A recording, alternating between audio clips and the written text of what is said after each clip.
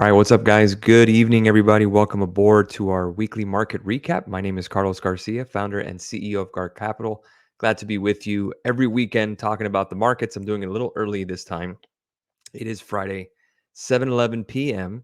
Probably most people have left the office already and forgot about the stock market, but decided to knock this one out a little early for the fact that I will be leaving out of town just for the weekend to visit my in-laws.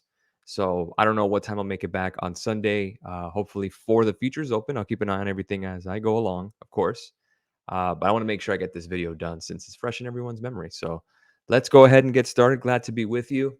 Make sure to hit that subscribe button if you haven't already. It is time to talk about the week we had. It was a tough one all around. We're going to go over how we did, what we can do to improve on. I'm going to break it down step by step. We're going to also preview the market upcoming, some of the economic data that's going to come out. Got some earnings coming up and a couple of stocks I'm watching. So it should be a fun video. Sit back, relax, and make sure to get your notes ready. We have a lot to get covered. Let's do it. All right, so big picture time here. On the S&P, we hit intraday highs of 49.34 on the S&P. Then we pulled back about 22 points. So again, not the best close, obviously. In terms of the week itself, the Dow was up 0.65%, Nasdaq up 0.62, S&P up 1.06%, and the Russell up about 1.84. So just talking about the market again, if we go to the S&P rather quickly, just in terms of the last couple of days, starting from Monday. Yes, the S&P is up, but it's been a rather choppy time to get there. Monday we had a nice boost, then we reversed it, pulled back down. Monday evening into Tuesday morning was rather choppy. Pull back into 10 a.m. on Tuesday. Big boost up towards the end of the session. Wednesday, big boost higher. Right around 1 p.m., sold off. Flat overnight. Big pop pre-market Thursday. Chopped around, pulled back, went up higher, faded into the close on Thursday. Bounced Friday pre-market. Hit the top right around 10, 11 a.m. this morning and then pulled back again. So a whole lot of nothing. 48.80 or so zone to 49.12. That's about 22 points. That's not going to get you much.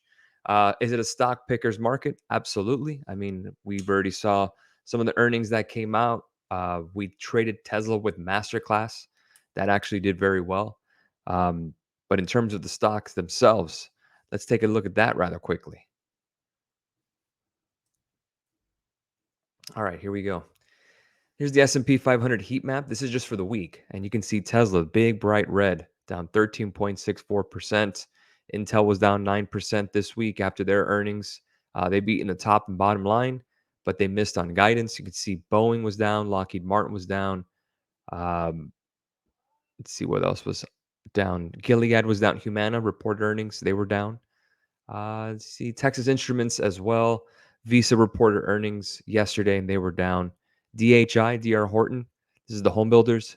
They were down this week as well. In terms of what was bright green, Amazon up 2.43%. We're going to talk about that rather quickly. Google, Meta, Nvidia. Nvidia just seems to never stop.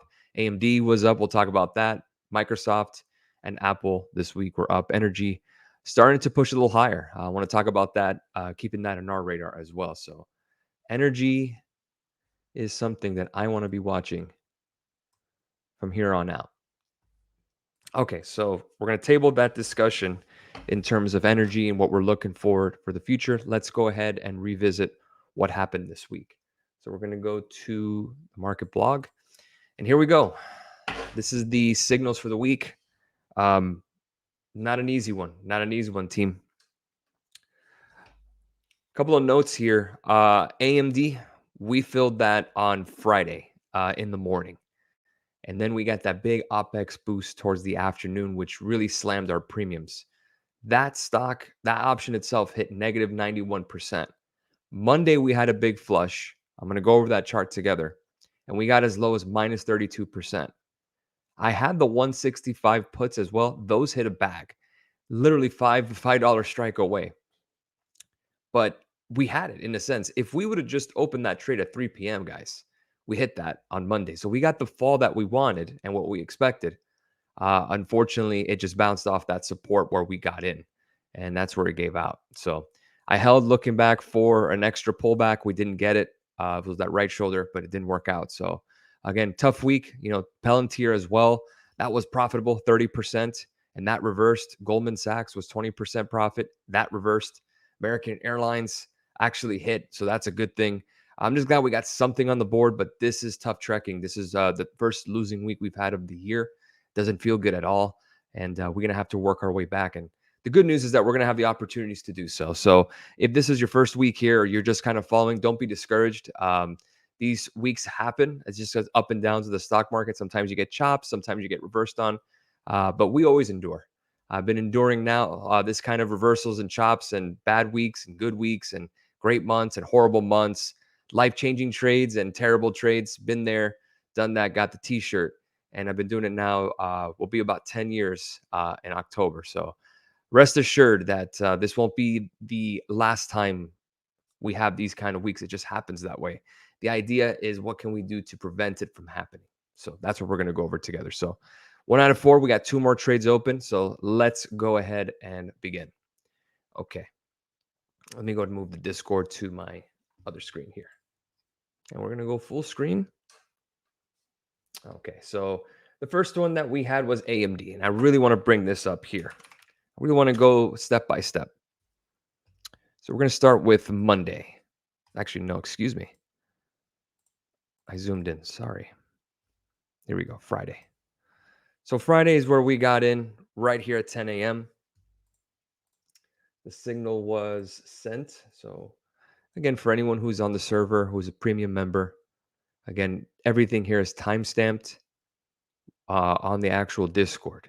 So it's time and everything. So you guys can always go back and back test whenever you like, or if you want to fill out your own kind of trading journal, totally cool.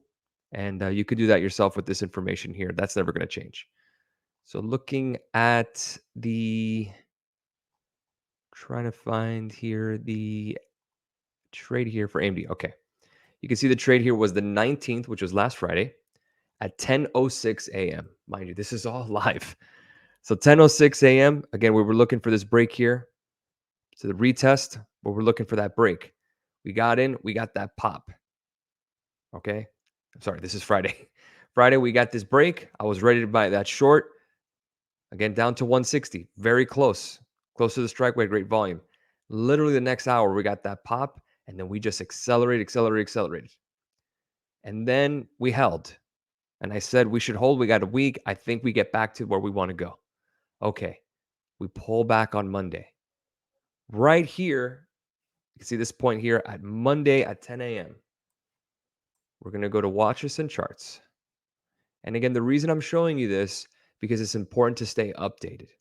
All right, guys. I know sometimes things can get away from us with time, but I try to get you as much information as I can. And sometimes the market does not help. So you can see here on AMD down 42%. It is now 34%. I told everyone at 10:38 in the morning. So again, if anyone wanted to get out, if you want to exit personally, now is the time. So you could have saved yourself some premium. But again, it got down as negative 34. That's how low as it got when we got back to here on Monday. And then we bounced. We retested again on Tuesday, thinking that was the break and we were going to get there. And that was it. That's all she wrote.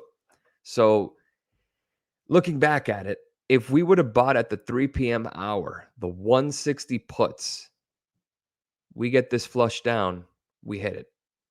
We would have hit our 40, 50% mark. So we were just a couple hours behind on this one, even if it was just to kind of get that flush. It just sucks that, you know, AMD is such a great stock for everybody. Everyone's owned it, or I assume owned it. We've traded it so well that it's very rare that a trade like this didn't go our way. In 2023, we did very well on AMD. We kind of got down their price action, but no, it just didn't work out for us on AMD, unfortunately. And again, just a couple hours too early. Everyone saw the flush. We were talking about historically when we were at an elevated RSI, and that's what happened. We got the pullback. We were just too early. That was all. So not an excuse, but again, just putting things into context. Next we have here is Palantir and Goldman Sachs. Now this one is easy because I remember exactly play by play what happened. So Palantir, let's go over it. Palantir, if you guys remember, I went ahead and posted even on the blog. So let's go to the blog. We're going to go to this past weekend's updates where I did the actual watch list or a couple stocks that I was watching. So again, if you are part of the market blog, that is on every weekend. Let me see if I can get that for you guys. A lot of stuff on the blog, so I always have to scroll a little bit. Bear with me.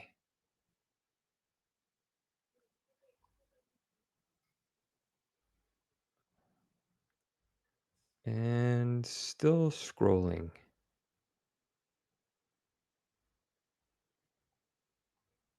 Trying to find. Okay, we're getting close. All right, this is again back from last week, so I really have to go and scroll. Here we go. Okay, you see it here. This is 8:02 p.m. and the date is the 21st. So again, last week, and I wrote, these are the stocks we were watching. Apple did break above the target that we wanted. So just a heads up there. Apple is at 192.42. So technically it is above the alert that we were looking for. Again, the 195 calls being there, but that's where we kind of felt near the 196. We'll go over that here in a second. DraftKings never broke my alert, but Palantir did. So here, Palantir above 17.15, target the 18 strike calls. So I'll play out the scenario for you guys. This is Monday morning. Palantir is moving higher.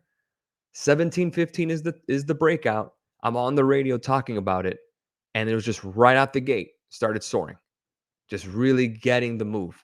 17.30 or so, 17.36, I'm saying we may get a chance at this, we may not, but it needs to break 18. So that's why I put that yellow line there.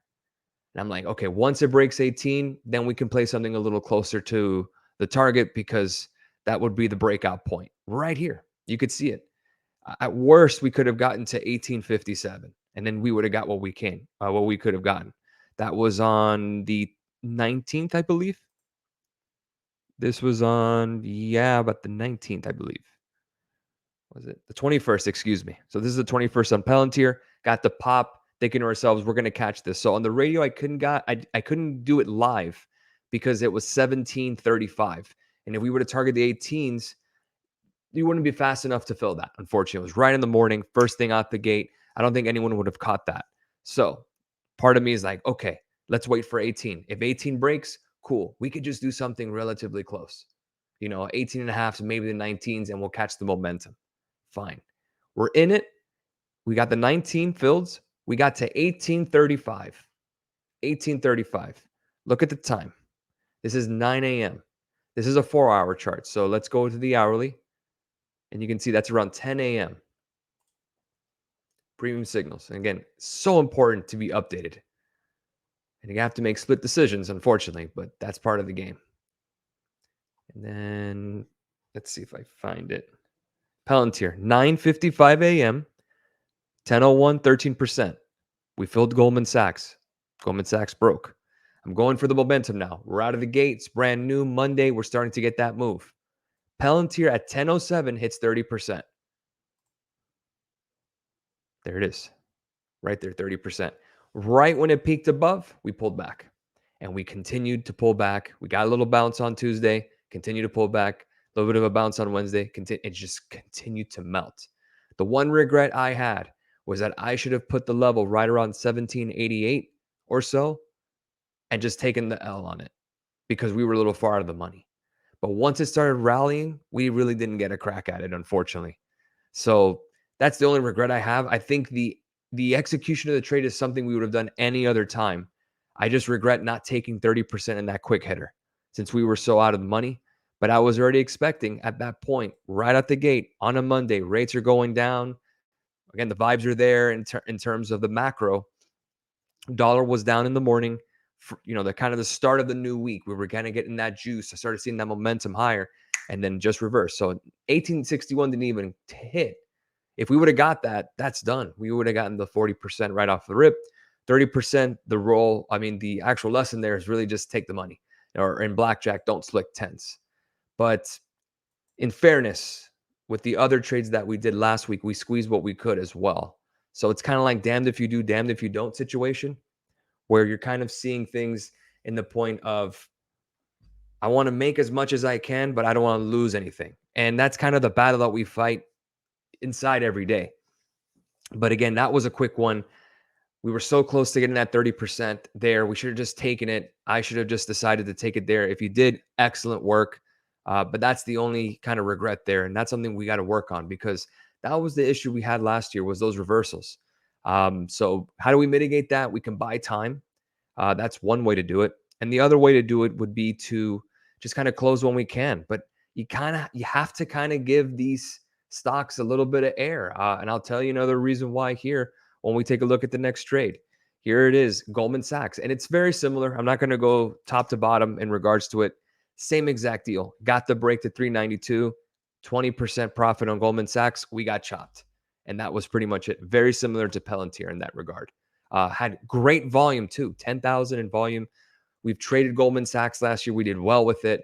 All the names that we did well with in 2023, Goldman Sachs, Palantir, and AMD, all let us down.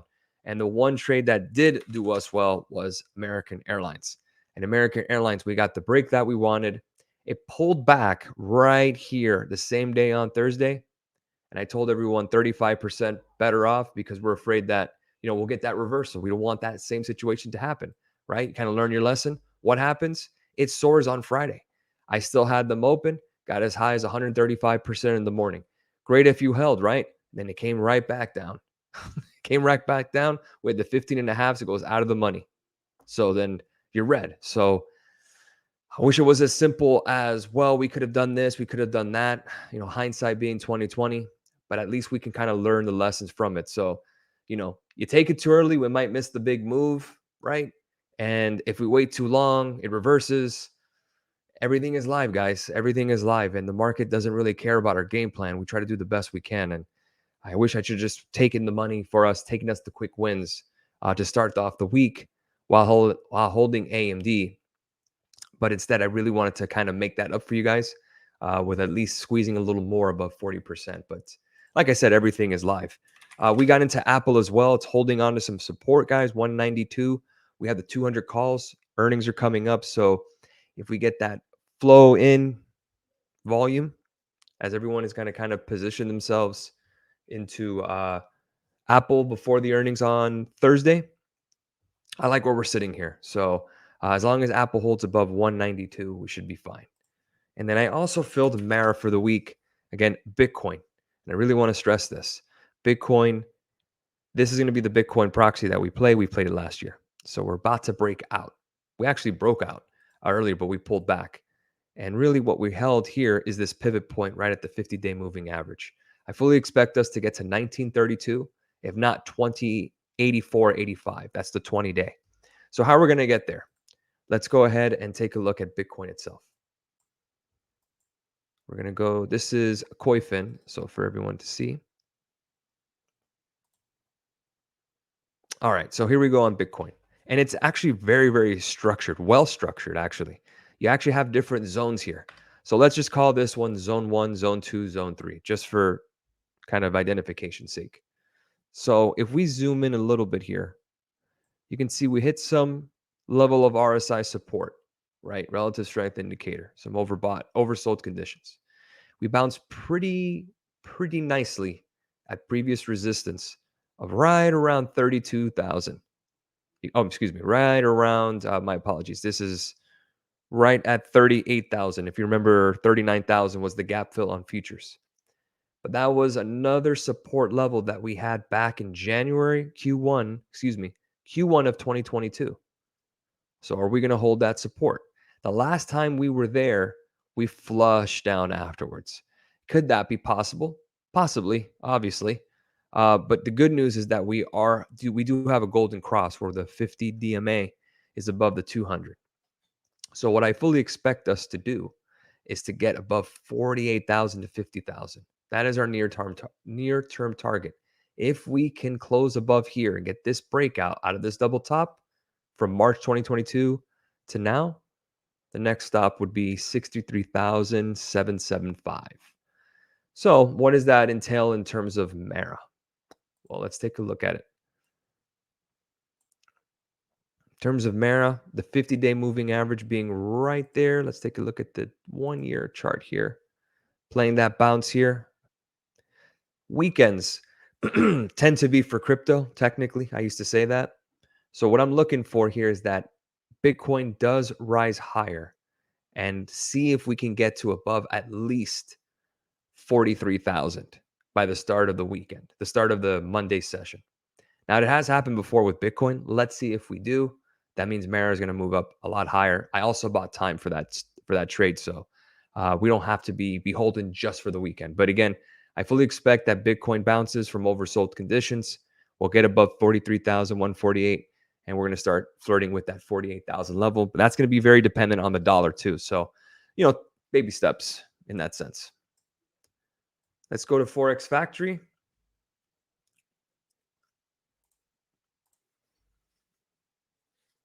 Forex Factory for this week upcoming. It's the gauntlet. We got employment, private payrolls on Wednesday, Chicago PMI, and we also have Powell on Wednesday. So the FOMC rate statement. I don't expect a cut. I don't expect a hike. It's just going to be a pause. Anything that changes from there, maybe we'll talk in terms of reaction. But until then, it looks like just more gibberish, more stuff. Inflation's going down. We're vigilant. You know the drill. So again, don't expect the world to move, but volatility, of course, when Powell speaks, who knows what he says. But we do know is that he's not going to raise anything or cut. ISM manufacturing PMIs. We got OPEC meetings on Thursday. We were talking about energy. We'll talk about that here next and how important that's going to look for the future. And Friday, we have non-farm payroll report and unemployment rate. So non-farm payroll has been pretty good to the market as of lately, kind of in a bullish sentiment. So let's see if Friday gets us there with a little push higher as we break new all-time highs. Back to Discord. And what I want to show here is our earnings calendar. Okay. You see on Friday, we have ExxonMobil and Chevron. So again, we're going to talk about energy here soon. But look at the names that stand out. SoFi I was looking at with the guys on the radio on Discord. Pfizer we were looking at as well, Microsoft, AMD. The only one out of all of these, other than Apple, which I have open, the ones I'm standing out to me are Amazon for an options trade and Qualcomm. Really the only two that actually have some type of edge. So the rest, again, we're going to be watching. Very, very important. But Qualcomm and Amazon, I really want to put the focus on. So let's take a look at Qualcomm together. We're going to go to the daily. I think Qualcomm has hit a possible double top here. So I think we're going to get to this gap fill here at 145.81. The only thing I fear is that this thing might drop before we even get a chance at shorting it. So the idea is, how can we confirm the move? Should we get in now? Well, I like puts here to 145.67. I'm going to keep an eye on the options volume into the week. And the idea is to buy some time. Again, we're going to play a technical breakdown.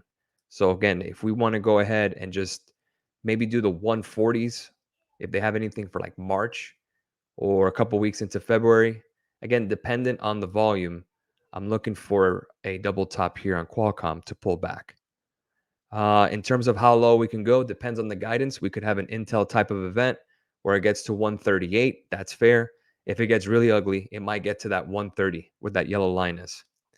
So not this one here. I'm going to extend this yellow line right here. That would probably be your major low target. The problem is that we also have gaps to fill below. So this can get ugly in a hurry. I'd be very, very careful on Qualcomm. Unless they have a blockbuster report and raise guidance, then we're going to break 160. And then, well, then semiconductors are basically God mode. So Qualcomm. The next one is Amazon. And here's the tough part. If you guys remember last week. So again, back to context. Okay, this week tough, but the week before was solid. We only had one loser last week. Look at the actual transaction we did. January 11th was the fill. January 19th, 160 calls. Where did we get up to today on Amazon? 160.72. So guys, we are right there we're really right there in terms of we're really right there, guys, in terms of the analysis. I mean, if anything, we're either a couple of hours early, or we're just really, really early, like Amazon. We knew 160 was going to come. It actually hit a week later. The problem is that I don't know if those options would have hit. The same thing with Palantir and Goldman Sachs, guys. I mean, we hit profit on them. AMD just early. So it's just the little things that we have to tweak to get better. I think the analysis has been very solid throughout the year, even with this kind of choppy start of the tape for the year, excuse me. So again, just kind of keep doing what we're doing, guys, day in, day out. That's where things get better. So I know it's been a tough go around, but we're going to make through. We're going to endure. Been here before, that's for sure. So Amazon, 163.35. That's the gap fill. I'm still looking for that. Kind of tough to play earnings into this. The idea is that if we fill that gap, then we can start taking a look at a possible rejection. Maybe we do pull back to the zone that it took forever to break, which is right around 155. Maybe a retest of that level. If it were to go soaring crazy, 170 is the all-time high. Actually, no, 170 is not the all-time high. 170 would be the highs from March 2022. So we have a path. The problem is really dependent of when do we fill this gap. It's almost inevitable. The problem is, and it's going to be very expensive because it's highly likely to happen. And you have high IV with earnings. So we'll keep in the back pocket and see what we can do on it. But if it's too expensive, we won't be able to do it. So and the last one I'm looking at is BITO, which is Bitcoin. And I know I'm kind of beating you guys over the head with Bitcoin, but I am expecting a break. I think Mara hits, but again, doesn't mean I don't want to keep hitting this thing. 2063 BITO, that's what we're looking for. I would say maybe above the 2082 or so. If we can get there, I want to target 22 calls on BITO, and they're going to be pretty cheap. So again, as Bitcoin gets a little more love and bouncing off some lows, had its own bear market, actually, if you can believe that. Good to see that we can trade other ways to trade Bitcoin, not just Mara or Riot or other names that are just like Coinbase, for example. Back to energy, we're going to finish it up here. Actually, finish up here with crude oil. Remember, OPEC has meetings next week. So again, this can be very fluid. This can all change. The 200-day has broken, guys. Very, very important. If we can hold that as support, 77.50, I think there's an opportunity to trade energy stocks. If not, energy contracts outright up to 83. Take a look at XLE. Downward trend, break. Downward trend, break. Downward trend, break. Downward trend. I think we're going to start looking at retesting some highs here, guys. So we haven't broken the 200-day yet on XLE. Let's wait for 86.21. Maybe we can go ahead and trade some options, maybe longer term options on it, and target the 90 zone. Buy some time with it. So we're not so beholden to OPEC. So if you guys are into swing trading, I don't think 86 to 93 is a ton of return like you would get in options, but buy some time. XLE might be a good one. And if we have some volume out there, maybe we could take a look at CVX and XOM, which are the biggest parts of the XLE energy ETF. Above 156.50, we're taking a look at this gap fill at 166.10. So again, keep an eye on the 166 level for calls to prepare yourselves. In terms of XOM, tough sledding here. Maybe above 106, we can target 110. Maybe. I like CVX a little more in that end. So in terms of owning the companies, I think this is better off of just trading it rather than owning the stocks outright. They do pay a dividend, but if you're just looking for capital return, just put it in an online savings and make 5%. Save yourself the hassle. I think energy companies are better off traded than owned personally. So that's where I'm kind of leaning towards. Unless you're a dividend guy, no problem. But that's really it on that end. All right, guys. Oof, we went over a lot today. Totally worth it. In terms of the week, doesn't feel good. I'm not going to sit here and say that, oh, yeah, everything is amazing because it isn't. due to the high expectations we have of ourselves. Here's the month: 13 out of 17, 76%. Still pretty green. But again, we got work to do. And what a better time to do it than to do it during a week that we have NFP, the Fed, and earnings. Seems like it's kind of set us up for that comeback. So I think it starts with Apple, it starts with Mara, and we start on a new streak forward. We had 14 in a row starting the year. We got sidetracked, AMD hit, Amazon hit. So it just feels like we're kind of getting hit back and forth, chopping around. But we will endure. That's it, day in, day out. So back on it on Monday, see what the market gives us, and we'll do the best we can with what we got. And just hopefully we don't get chopped. So we'll leave it there. Have a great rest of your weekend, guys. I will see you guys on Monday for the next morning note. Members of the Discord, I'll catch you guys for the futures open at 6. Have a great one, guys. Cheers.